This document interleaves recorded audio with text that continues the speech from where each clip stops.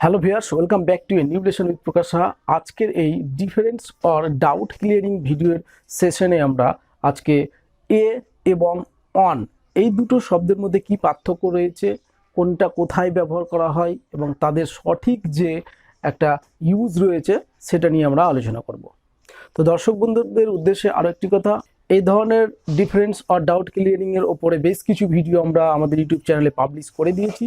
So সেই ভিডিওগুলি যদি মিস করে থাকো তাহলে এই ভিডিওর আই বাটনে ক্লিক করে তোমরা প্লে লিস্ট পেয়ে যাবে, সেখান থেকে ভিডিওগুলি দেখে নিতে পারো। এছাড়াও এই ভিডিওর ডেসক্রিপশন বক্সের মধ্যে প্লে লিস্টের লিঙ্ক পাবে, বা এই ভিডিওর কমেন্ট বক্সেও তোমরা প্লে লিস্টের লিঙ্ক পেয়ে যাবে, সেখান থেকে ভিডিওগুলি দেখে নিতে পারো। ভিউয়ার্স, এ শব্দের অর্থ হচ্ছে এক বা একটি, অপরপক্ষে অন শব্দেরও অর্থ হচ্ছে এক বা একটি। ওকে, এবার এদের মধ্যে পার্থক্যটা রয়েছে এখানেই। এ মানে হচ্ছে কি যে এনি মানে যে কোনো জিনিসকে বোঝাতে পারে, এনি থিংস বা এনি বডি। ওকে, এ মানে কি এনি শব্দকে উল্লেখ করে, এ সরাসরি কাকে করে, এনি শব্দটাকে।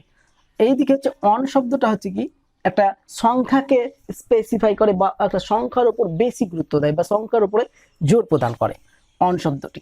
তার জন্য হচ্ছে কি অনলি ওয়ান মানে কেবল একজনকে উল্লেখ করা হয়।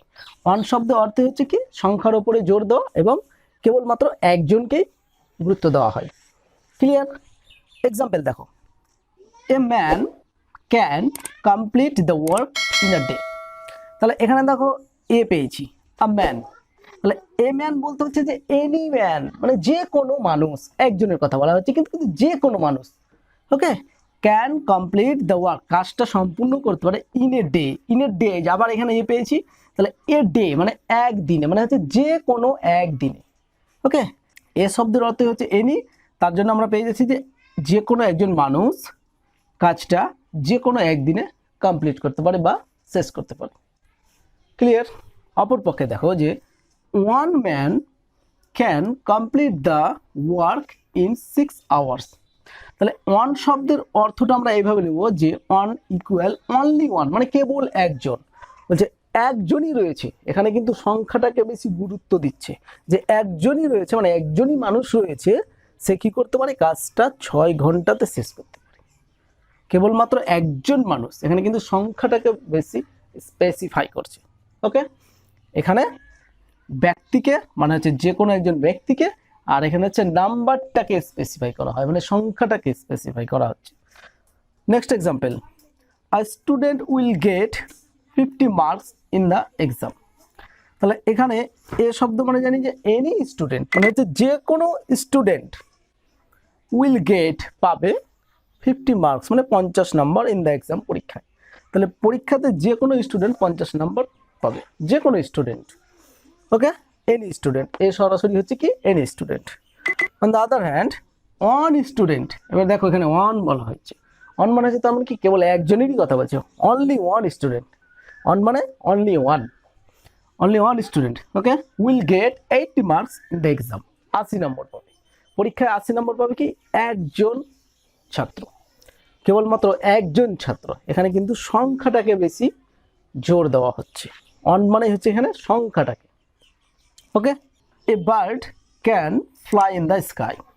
এ শব্দটা অর্থটা কি হচ্ছে এ ইকুয়াল এনি মানে হচ্ছে যে কোনো পাখি, fly in can fly in the sky মানে হচ্ছে আকাশে উঠতে পারে। তাহলে যে কোনো পাখি আকাশে উঠতে পারে, যে কোনো পাখি, পাখির কথা বলা হচ্ছে। আর এ মানে হচ্ছে একটি যে কোনো পাখি আকাশে উঠতে পারে। তাহলে এখানে যে কোনো, এ মানে হচ্ছে কি যে কোনো একজনের কথা বলা হচ্ছে। এইদিকে দেখো যে ওয়ান বার্ড, আবার এখানে অন মানে হচ্ছে অনলি ওয়ান মানে কেবল একটি মাত্রই পাখি, সংখ্যাটাকে জোর দেওয়া হচ্ছে। ক্যান ফ্লাই উড়তে পারে ওভার দ্য ক্লাউডস মেঘের উপর দিয়ে। তাহলে মেঘের উপর দিয়ে একটি মাত্র পাখি আছে যে সেই পাখিটাই উড়তে পারে, একটি মাত্র পাখি মানে সংখ্যাটাকে বেশি জোর দেওয়া হচ্ছে। সব পাখির কথা বলা হচ্ছে না, যে কোনো পাখির কথা বলা হচ্ছে না, একটা পাখির কথা বলা হচ্ছে যে একটা পাখি মেঘের ওপর দিয়ে উড়তে পারে।